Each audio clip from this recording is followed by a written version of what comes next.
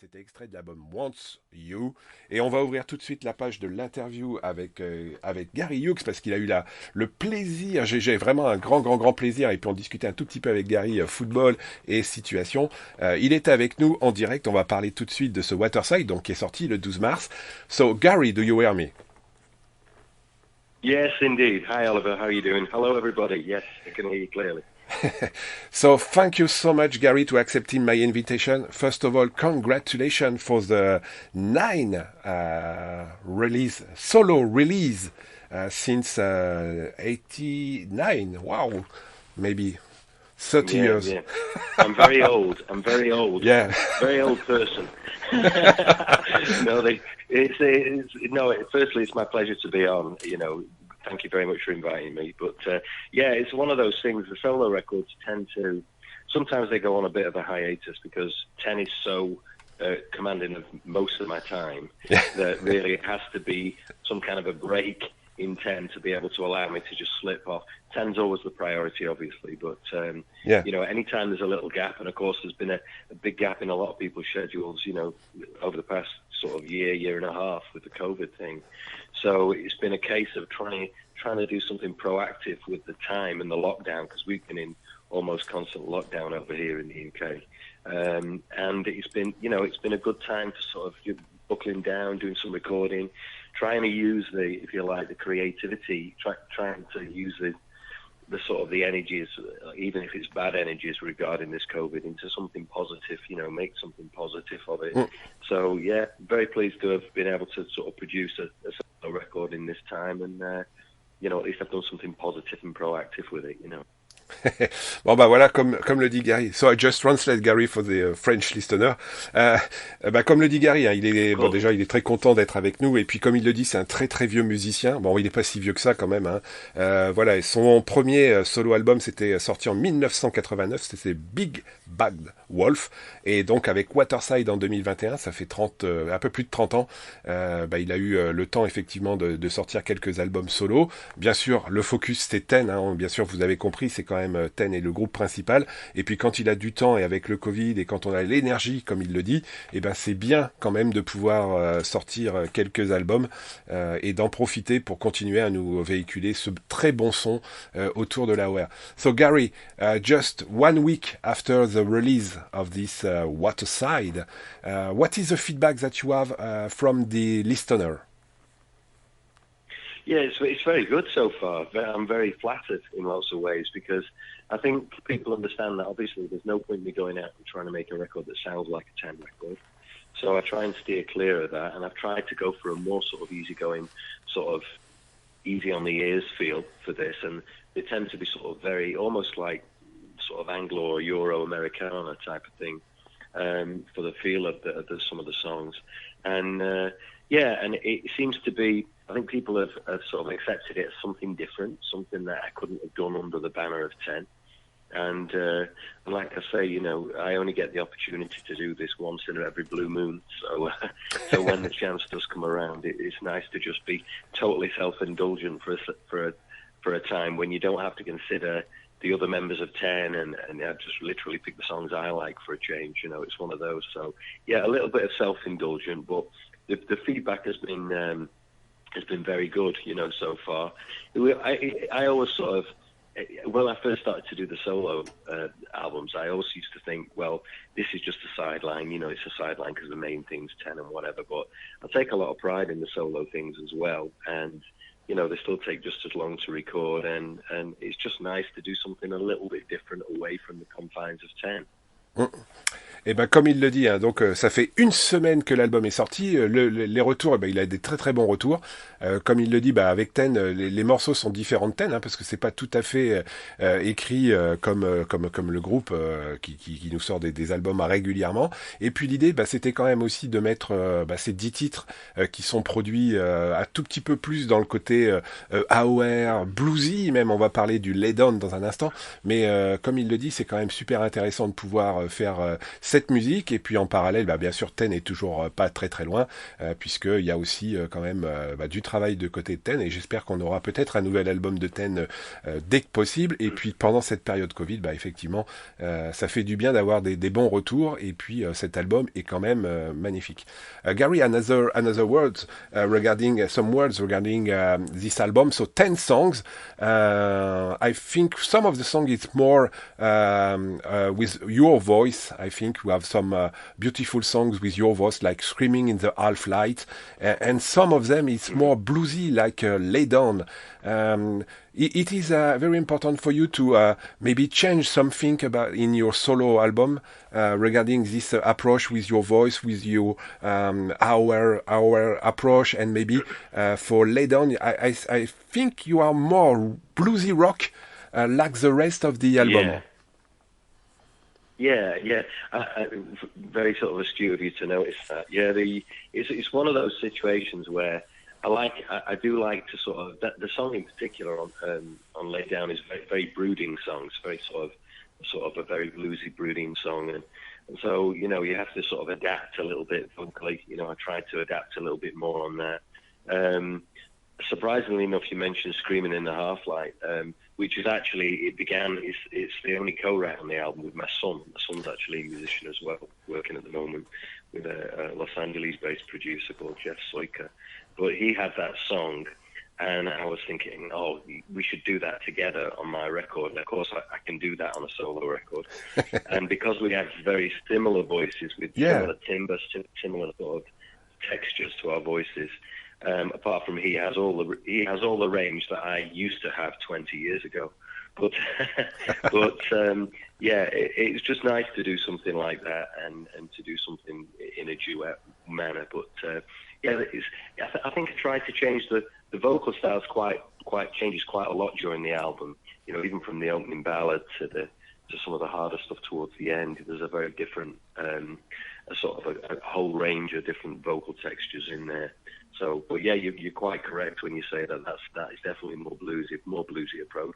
Very much under the breath, a lot of that as well. So yeah.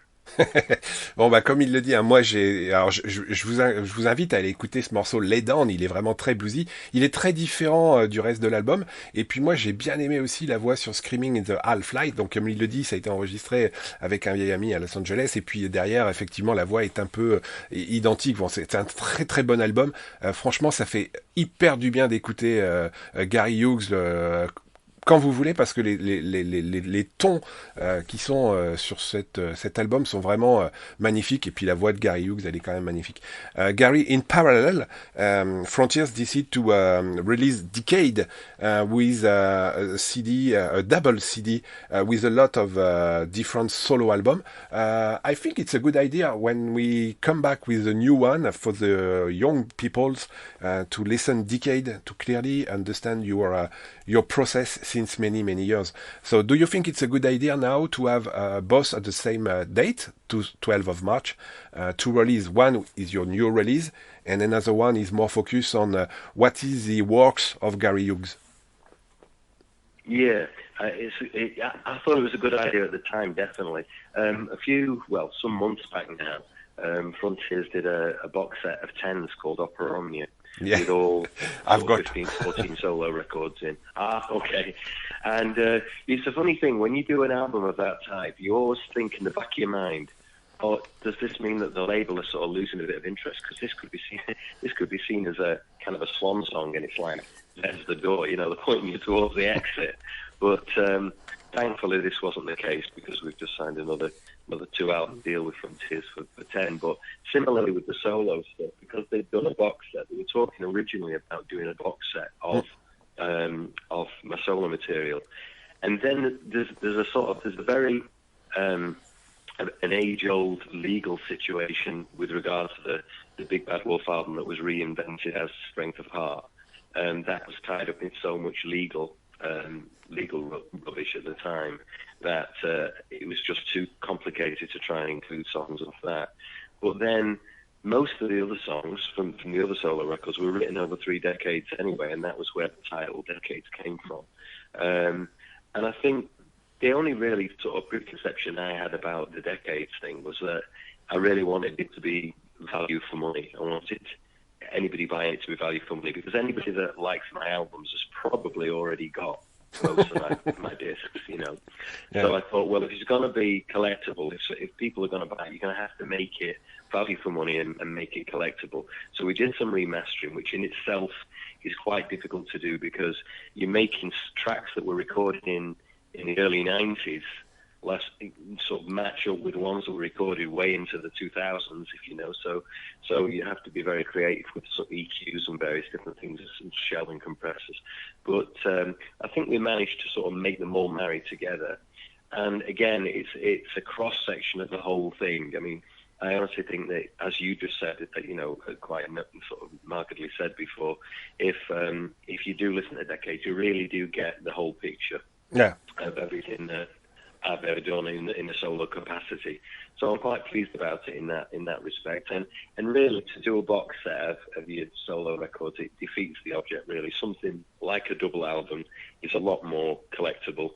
And, you know, and at the end of the day, it's one of those things that, you know, you've got to try and make it affordable for the fans, and also try and make it interesting enough to purchase. So yeah, I'm just pleased that they've brought it out and that it's there now. I'm quite proud of it. Yeah. Donc la question, vous l'avez compris, hein, c'est donc Gary a sorti 2 albums en fait le 12 mars, le Waterside, hein, qui est sorti, qui est vraiment celui la nouveauté avec des nouveaux morceaux et ainsi de suite. Et puis de l'autre côté, Frontiers a eu l'idée de ressortir un album qui s'appelle Decayed, dans lequel on retrouve toute la carrière solo de Gary, avec des bas de catalogue, avec des extraits du In Your Eyes EP qui est un petit peu difficile à trouver maintenant, qui était sorti au Japon, et de tout ça, on a fait une mixture, et comme il le dit, c'est une bonne, c'est super d'acheter les deux en même temps, parce que pour le coup on a Waterside qui sonne 2021, et puis à côté de ça, si vous voulez découvrir toute la carrière solo de Gary, vous avez ce Decayed, 24 titres, un double CD dans lequel vous allez découvrir des extraits de Strength of Heart, Gary Hughes, Precious One, In Your Eyes, voilà, il y a Veritas, il y a plein de trucs dedans, et pour ceux qui connaissent pas Gary Hughes, franchement, foncez acheter ce Decayed, parce que pour le coup, vous allez découvrir un très très grand chanteur avec toute la panoplie des très grands albums solo qu'il a fait. Gary, of course, we have to speak just one word about 10, because Gary Hughes without 10 is a little bit strange.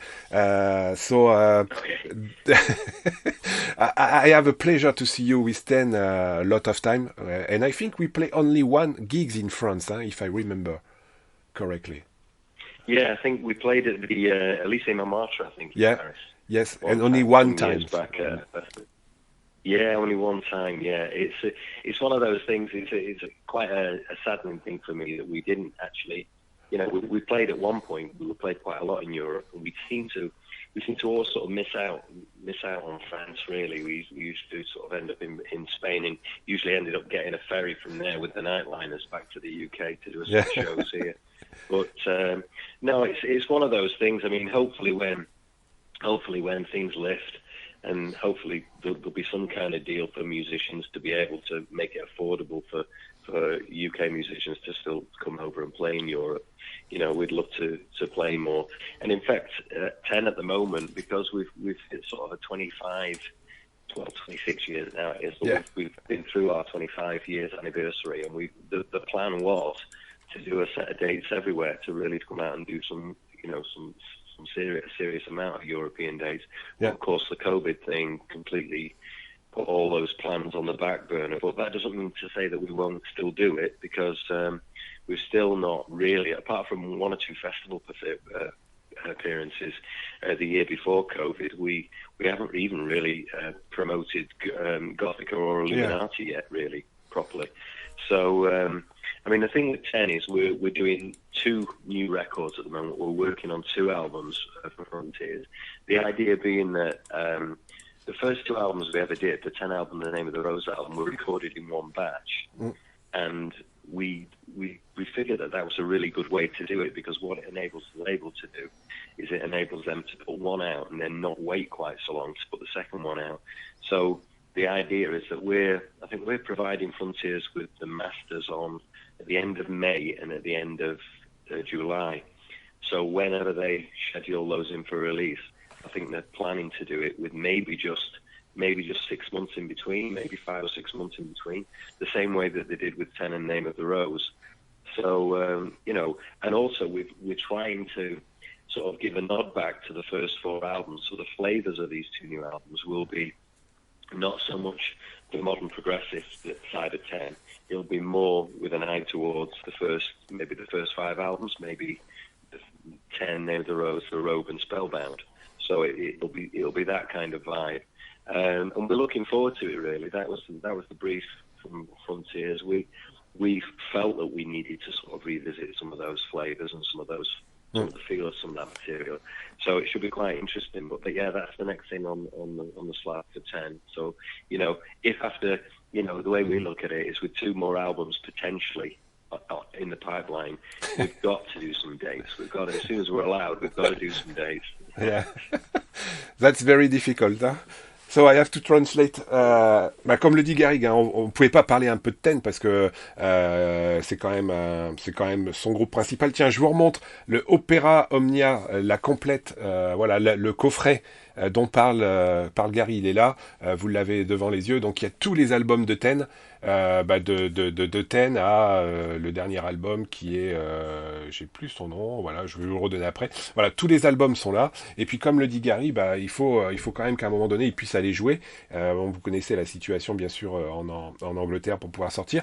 Le dernier album Gothica, ils l'ont pas défendu plus que ça puisqu'ils n'ont pas pu jouer à cause du Covid et donc c'est très compliqué et il espère pouvoir peut-être cumuler des choses avec The Name of the Rose, Spellbound, enfin les 5 premiers albums qui sont magnifiques et franchement je vous invite à les écouter et puis on aura plaisir à essayer de voir Gary Hughes et Ten quelque part en concert, j'espère en France comme lui il l'espère et puis sinon il faudra aller les voir sur un festival. Il n'y a plus le Firefest, mais moi j'ai eu la chance de les voir au Firefest à Nottingham. C'était un très très grand plaisir. So Gary, just before we leave this interview, I just said in a few seconds that I have the chance to see you in Nottingham during Firefest. That's a large memory, I think. Do you think you? Great, yeah, it's good, sure. Yeah. It's a long time ago. I'm old boy now.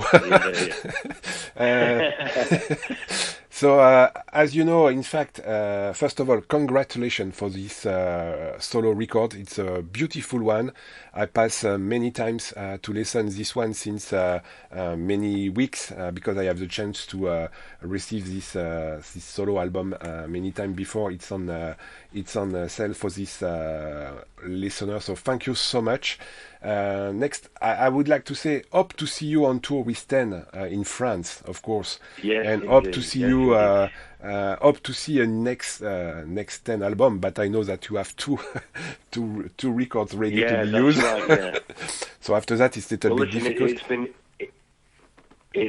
Totally. And listen, it's been my pleasure, totally my pleasure. And thanks very much for being such an ambassador for my music and supporting me, all this time, if you like. I hope that there's another occasion like Nottingham, not in the too distant future. Yeah. We can actually maybe grab a beer or something. That would be nice. And maybe with pleasure. Paris again. It's a long time since we played at the Elysium on Martra, and we'd love to come back as soon as conditions allow. I think everybody's going to be desperate to play, so hopefully we'll see you in the not too distant future. But the thing is, in the meantime, keep safe. That's the thing. Keep safe. Yeah, for sure. Comme il le dit, j'espère qu'on le verra bien sûr en concert. On aura plaisir d'aller boire une bière avec lui, quoi qu'il arrive. Le Firefest, c'était à Nottingham, c'est maintenant terminé et on a eu la chance de voir de très grands groupes, dont Gary Hughes et son groupe sur scène. Et je peux vous dire que c'était magnifique parce qu'ils sont très nombreux sur scène et l'album est vraiment très très bien. Et puis Gary Hughes est un chanteur magnifique. On aurait pu parler un petit peu avec Gary aussi de toute la partie production parce qu'il a produit des albums comme ceux de Bob Catley. En tout cas, c'était un très grand plaisir de l'avoir. So Gary, the last word is for you. Do you have some message for the listener tonight? We have a lot of people listen this interview tonight. Oh, great, yeah. Well, no, it's just to say thanks very much for the constant support. this is the thing when you're an artist and you're recording, and especially in such a difficult time as this. You know, I hope that the Waterside album just brings a little bit of light, a little bit of a smile to people's faces, something with a little bit of a feel-good factor, because we all deserve it, especially after the hellish two years we've had with the COVID thing. I'm sure we'll all come out of it. I really look forward to seeing everybody, you know, when we do. And once again, thanks very much for all the support, and you know, more power to you, Oliver, to keep the fires burning with this final times. That's brilliant. Yeah, yes, thank you so much. Cross finger to see you on stage again, I would like to say. Et pour finir, on va écouter quand même The Name of the Rose. So, the song for finish this interview, and of course, this is The Name of the Rose, because it's one of the biggest total of 10. So, Gary, thank you so much. Take care, and of course, hope to see you very soon live. I would like to say all over the world, and as soon as possible, with Dann, with Gary Hughes. Les amis, c'était Gary Hughes. Gary, have a nice evening, a nice weekend, and hope to see you very soon. It was totally my pleasure, and thanks very much for your time, Oliver. All right, thank you. The Name of the Rose, Dann, avec Gary Hughes.